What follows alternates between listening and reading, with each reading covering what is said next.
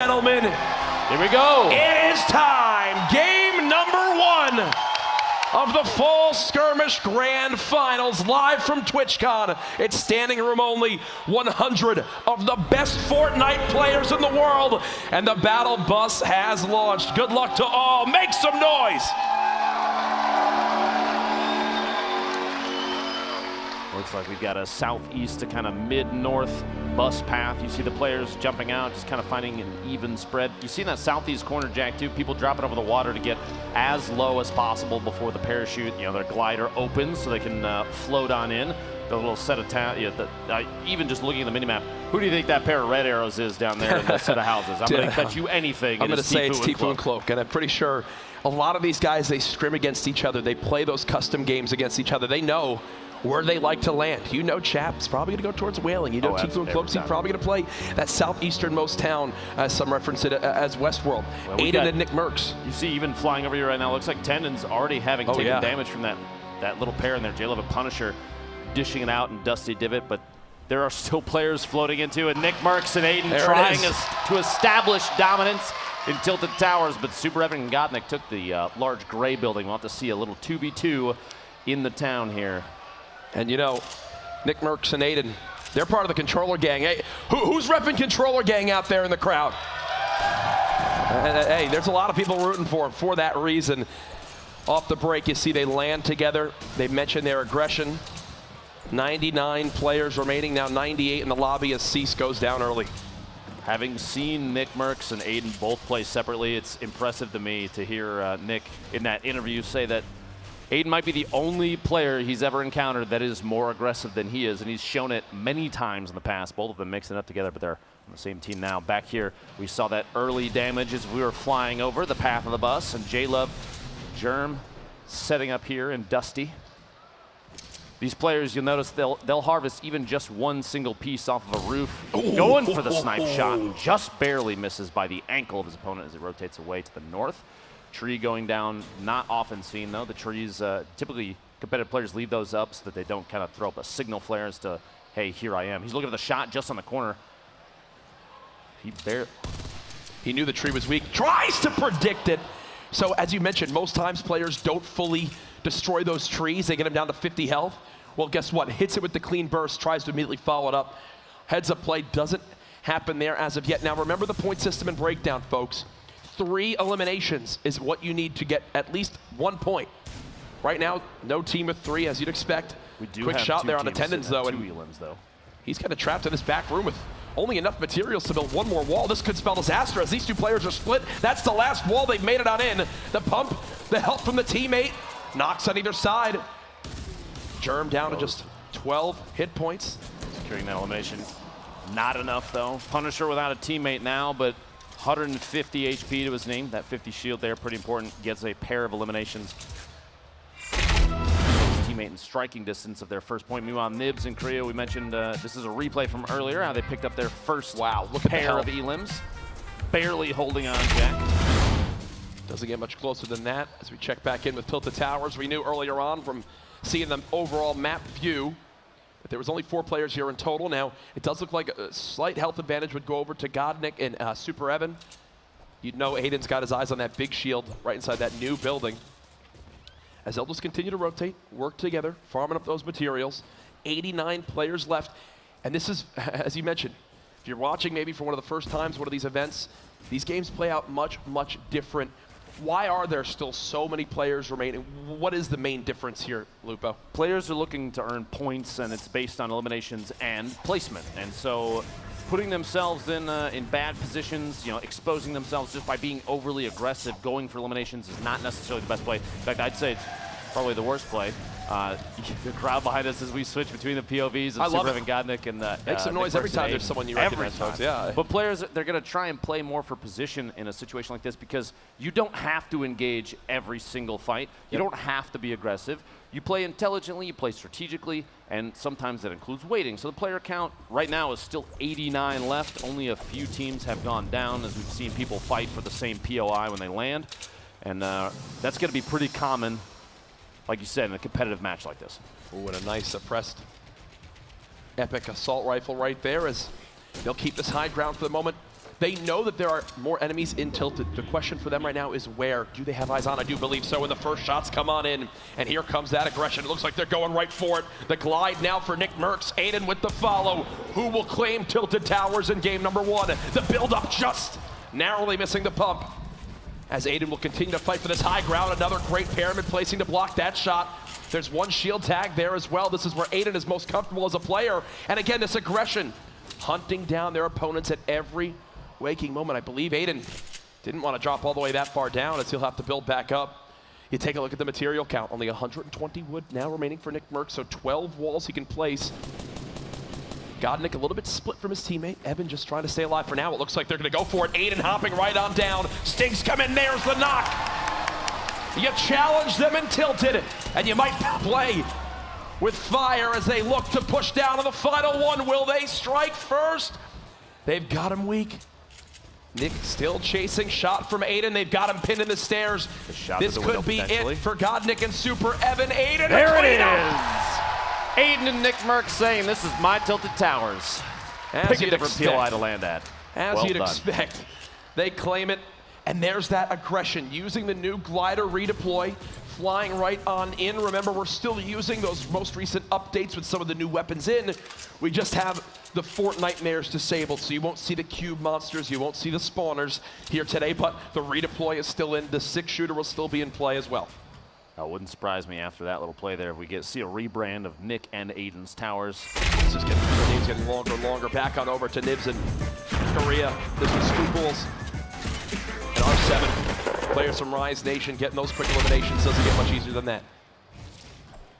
We are west side of Salty Springs. There's still 87 people left. Sorry to cut you off. 87 still remain. The shot goes for it and just barely misses. Trying to catch players rotating out the east side of Salty. It looks like there might be 4 teams in rough proximity here, and Windwalker might have taken a shot at a totally different player as well, trying to catch somebody rotating away. You see there on the right side of your screen the format, just a reminder, especially that big bonus, super important.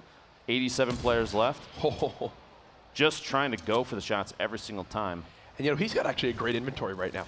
He's got the swap weapon. When we talk about swap weapon, it's when you have that pump with maybe an SMG of some sort to swap on over and consistently put out damage. Here's Baldy and Gunfly, members of Optic Gaming, trying to push on forward. They've got 2 players nearby. They've got some great utility as well. Not a lot of ammo right now for Baldy, so he's got to make these shots count. He claims the first wall. Will he be able to claim a second? It does appear so. The build battle continuing. Grapple, possibly back up to the high ground. Nothing as of yet. One close. Whips the pump shot. His opponent maybe even not realizing that was him right in front of him. It looked like the grappler out. Shots from above. He's got to try and build up and defend. Gunfly, his teammate, has a top-down view as well. He's got himself kind of in a box, half owned by his opponent. Some traps, you hear him going down there, and Gunfly is trying to build to defend himself. And this is the worry about those third-party engagements. When we say third-party, we talk about when, well, there's a fight like this, 2 teams going at it, a third team that makes their presence known, looking for some free damage.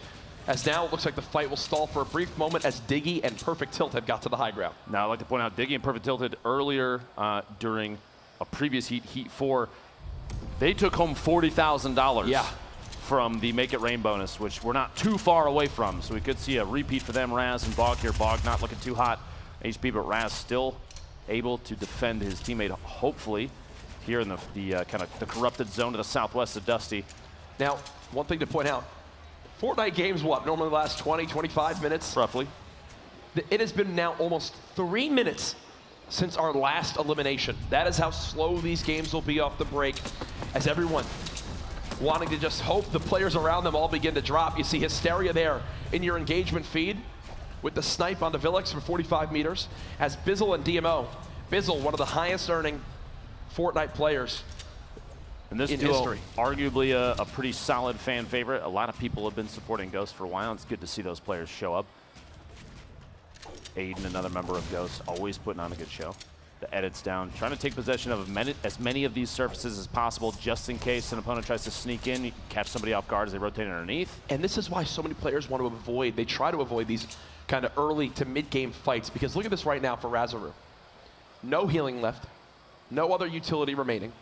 Not many mats, less than 350 mats. If they get in a straight-up fight with these two, win or lose, I can tell you right now, based off of DMO and Bizzle's health, they don't have a hell of a lot either. So it's one of those things where it's like, hey, we get in that fight and next thing you know, even if we win it, we're still sitting there going, wait, we have nothing to our name. Look at how little ammo they have for the assault rifle as well.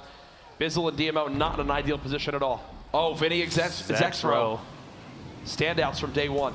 Zexro, one of the most aggressive players we've seen so far here in the grand finals for the fall skirmish, taking shots. Literally, as I said, one of the most aggressive players, pushing up those ramps, building up. He's going to use the glider redeploy here in a second, get a top-down view as his teammate moves in at the same time. Vinny far underneath him. He's just looking for a top-down angle, and there's no risk here because if that gets shot out like it is, he just pops the glider redeploy and flies in on his opponent. Exactly what's going to happen is his opponent building up above him and his teammate trying to match. Looks like the quad, using it to just drop any structure. The shotty for over 100. He himself down to 92. Vinny gets the knock. Overpeak is down, which means it's a 1v2 situation. Zach's going to take just a moment here, pop a full shield. Vinny looks like he's doing the same thing with minis, which puts him just over 100. Overpeak knockdown right next to him. That's going to be tough to save. Oh, teammate Dopai building up. Looks like he's getting shot from above potentially as well. Vinny and Zexro are in such a good spot right now, even though they're just outside the zone, but with so much HP and shield, they have an opportunity to take advantage of that. Kind of look at Vinny's ammo. Do a little bit of gatekeeping. Only 12 shots. Yeah. Medium is very low right now, and a body shot from a bolt action could spell defeat for him as well. Dopai's going to have to move very soon, waiting for the edge here, especially if he doesn't have any HP healing, like a medkit, bandages, anything like that. He's in a tough spot. Zexro's going to take advantage of that. He's just kind of waiting. That's why he waited the very last second to rotate, see if he can catch his opponent rotating. Vinny gets that elim. Dopai actually goes down to Yo-Yo Keep It Up, who is potentially the third party. Maybe not the bounce he intended there as he flies towards his opponent. He hits the crater. He's having to burn through all his materials down to just 70 left. 6 builds, 5 builds, just ramping up. Oh, he gets pyramided. He's stuck in the zone for the moment, down almost out of materials. And folks, actually now 5 more seconds. This is going to be a $50,000 make it rain period right here. Here we go. Remember, during this time between zones 3 and 4, whoever earns the most eliminations, $50,000 will be earned. Keep an eye on that engagement feed. Who will win that huge sum of cash? Now, Jack, in a situation like this, you've played in events like this in the past. I think we both have, even today, the Stream Invitational. $50,000, is that going to make you play kind of out of position from, your normal strategic? That's a lot of money, Jack. It is a lot of money. I think the big thing with it is, they can try their best to keep track, but it's not really one of those like tangible things that you can say. For example, when you're going for just straight up eliminations to earn a point, you can say, hey, we're 1 elimination away. Let's really try to hunt down in third party one of these fights to get that last elim we need. In this, you're kind of just hoping other fights don't happen. You're trying to do all this addition in your head for these elims. I think you just have to play and keep it in the back of your mind like, hey, maybe we can get a couple extra during this, but if not, they can't let it change your game too much. Looks like Linane and Skatch moved into tilted as Nick and Aiden are rotating away. And you see on the right side of your screen, Fuzzy 301 and Enigma already have 2 eliminations. If no elims happen during the time, it would carry over no matter what, which means now if 2 teams do tie for the most eliminations in the next 4 minutes and 8 seconds, then it still carries over. But put another $10,000 on the Make It Rain bonus. Every time that thing grows, I get a little more nervous for the way these players are going to change their play style. Here we go, Fuzzy. His teammate Enigma is out, but 2 eliminations. 2 of them looks like they may have finished team 6 grenades. He's got a pretty good setup here. 142 medium ammo, surprisingly quite a bit for a competitive match where players are playing a little more strategically. So there's 81 players left still in this circle. DMO, Bizzle stuck right there above Raz and his teammate Bog. Looking down from above. They're just outside the zone, so they're going to have to make a rotation relatively soon. It's not pressing. They have a minute and a half still, and then some, so they have to bounce out. And again, that Make It Rain bonus you see is strictly counting the eliminations from this segment just during the Make It Rain for the moment. As we continue to stick with players, Shifty Shafts and Salty both about to be out of play, meaning the points of interest on the map, the named areas, 0 will be in play for this zone. Half the zone is in that kind of river in the ravine where you get stuck down there, you're in a pretty poor positioning. You see everyone try to sprint on out. Yo-Yo Keep It Up, Zexro and Vinny gatekeeping as well. They know someone's nearby. Yo-Yo Keep It Up ticking down to that zone. He's trying to edge it as long as he can. He doesn't want to get too aggressive. Look at this, he can't even run out. Might be kind of a trouble here. 24, 22 HP. He's got 2 bandages to pop before he's forced to move in. He's got to glide. Meanwhile, there's still other teams trying to rotate into the circle. Yo-Yo managing to fly just past. Doesn't realize potentially just yet that this is unoccupied, but he's going to find out quickly. No one else is there, which is solid play. 2 minutes and 20 seconds left in the Mega Rainbow. And we have our first two teams that have earned themselves a point this game. Hysteria with 3 eliminations with Blind will put them on the board with a point, both representing C9, and then ECA, Punisher, and Tendons with 3 eliminations as well. Laser there from Yo-Yo on Dope rotating in. Wanted to take a look at that. His 1 elimination thus far. Final game, bro, his teammate knocked out. Now, folks, just to reiterate, there's 76 players remaining in this game, and that's the entire zone on the top right of your screen. That's where we stand right now. 2v2 here. Sword, two members of Sword. Devious Frosty stuck up above. Having the top down on Aiden and Nick. Those stink grenades. You're trying to use those kind of to try and root Nick out of the little structure he's built up in. Any of those ticks of damage, players are going to try and move away from it. And if they're used correctly, you can force opponents to make moves just the way you want them to. Ghoul from Ghost Gaming with a knock on Diggy. And 75 players left, and this is probably going to be one of the last zones before everything's going to go nuts. 1 minute and 10 seconds on the Make It Rain bonus as we keep track of that as well. Cloak in the feed. Cloak and Tfue finally showing up in the feed there. In your elimination feed, remember, this is arguably the most stacked lobby in Fortnite competitive history. Here at the Fall Skirmish Finals, you wouldn't expect anything different, as Devious and Frosty still on that high ground. Are they looking to use the new Glide or redeploy? What will the answer be from Aiden and Nick Merckx? Lenane and Scratch on the top side of the map too, beginning to move, and there's Cloaksy and Tfue right in the heart of the zone, healthy as ever, looking to strike early in game number 1.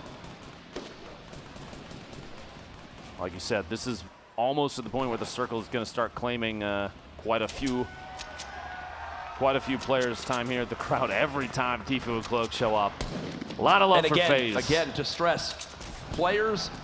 For player integrity, skins have been randomized during all these matches. Oh no. Aiden and Nick. Oh no. Nick on the verge of elimination. Aiden just barely holding on, 5 HP, trying to defend against Zexro. They got 3 though.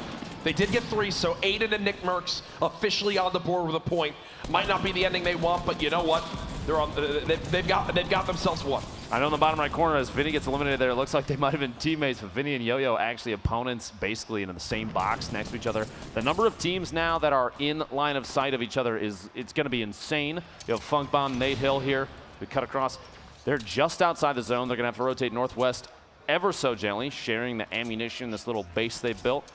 Nate trying to go for a snipe shot, just watching for any team to rotate. Now's the time to do it too, because he doesn't have to, these two, they don't have to move very far.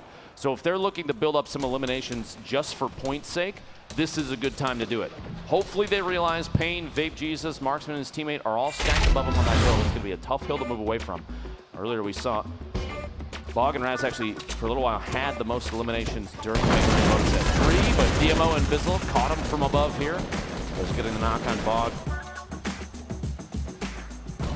Those clingers so important too when used correctly. You saw Bizzle drop 2 on the structure just above and then immediately swap to shoot it out so that once the explosion, the first one happened, the second one fall in on his opponent, and that's exactly how it played out. Well done there. Cloak and Tfue. Shots coming from multiple directions while they're editing holes, windows, and walls to try and take shots of their own, looking for parties rotating away. 87 medium ammo. A handful of shotgun shots. Tfue gets sniped 39 meters from Nate Hill. The riff from Cloak just trying to make it away, and he's just got to accept it's gone. That's how Tfue goes out. Nate Hill, fellow FaZe member with lightning quick reactions, hits the shot, and now Cloaksy's left by himself. But he had 2 rift to goes. I feel like we've seen Cloak every game he's played so far, at least carrying 1. You see a team way up in the air over there. Hysteria's going to go for a shot here. The hunting rifle just looking for any sort of movement. Peek over the top. He's going to try and take a shot, and that team does know that he's there. Very quick peek there. Hysteria and Blind in an excellent position, the very top of this hill. They have a top down on everybody. Cloak still plays their position is good, but look at Hysteria's health especially. Tough. Rough spot. At 72 hours now in the elimination feed, Tenpo and Jamok. Hysteria wants this shot so darn bad. He's got a lot of materials, which I'll definitely say is a great spot, but here we go. This is where you're about to see over half this lobby, drop like fries. Fries. Fries, flies. Flies. It's an all-out race, and here we go. In front of Hysteria, multiple teams moving up the same ramp. Oh yeah, gets a quick tag on one. He's got to watch that zone, only 35 HP like you pointed out earlier, but he has a chance here to just take free shots essentially on teams that are rotating into the zone. Look at this, they're scattered all in front of him. They continue to try to keep this high ground. 30 seconds as this zone continues to shift. Saint building on up. Morgossi now there as well. Funk Bomb and Nate Hill on the low ground. Blind with the pyramid on the top. There's someone up top as well. You see Hysteria frantically trying to stop that high ground from his opponent. 53 players remaining now as the elimination feed begins to light on up. Horrified drops to the storm. Hysteria still inching forward. Oh gosh though. They've got Dementos and Pate just above. Hysteria is just going to forfeit that high ground and float using the Glide redeploy. And look at the Storm claiming so many lives there in the feed. Players going down, getting caught mid-rotation. Hysteria and Blind 27. To establish. That's how fast half we just lost the field half the just lobby. went down. It's because of these mountain plays, and now they've got to go right back. Literally the opposite direction. They have to move through this structure, which Hysteria catches an opponent who doesn't even realize they're in the same box together. The Storm starting to tick for 8 as Hysteria is trying to push up, getting caught. Another player shows up right next to him. It was Ghoul from Ghost. The Storm claims Hysteria, but he got one just before he went out. And Blind just got another knock as well, so that with Hysteria's 4th elimination, Blind's also got one. I just looked at the engagement feed right now. Frosty has 6 elims now at the moment there from Soar 2. So many players racking up the points now. 15 remaining in this game. Morgossi, who is the winner of the summer skirmish, still alive in this game 1 alongside his teammate. This spread here, a very vertical set of players, 15 remaining. Pate and his teammate all the way up top. Morgossi and Saint trying to basically spray out the surfaces, looking for an opportunity to take a shot here. He's still in this as well. 14, no shield on the target. They're just going to go for the elimination. As soon as you see a white marker, that's called immediately by players at this level. Nate Hill and Funk Bomb now drop. What an angle. 55 shield tag there. Can't chase it. There it is. On the way down. 8 players remaining. 13 on this zone. Remember, you begin to get towards the top 5 when you earn the points for placement as well. Cloakzy still in this one. He's earned multiple eliminations as well with getting him and Tifu a point. Pate and Dementos on the high ground. It's all going to come down to this. 8 players left. A quick shotgun tag comes in. Saint and Morgossi still playing, looking on down. No materials left. They're going to have to chase this one as he looks for any bit of damage he can get. He takes some fall damage as well.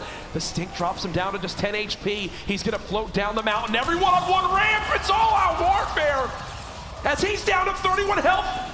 Floating to the low ground. These stinks are so good in this last zone. Might spell defeat there. You've got Saint now playing the high ground. He's got to reload.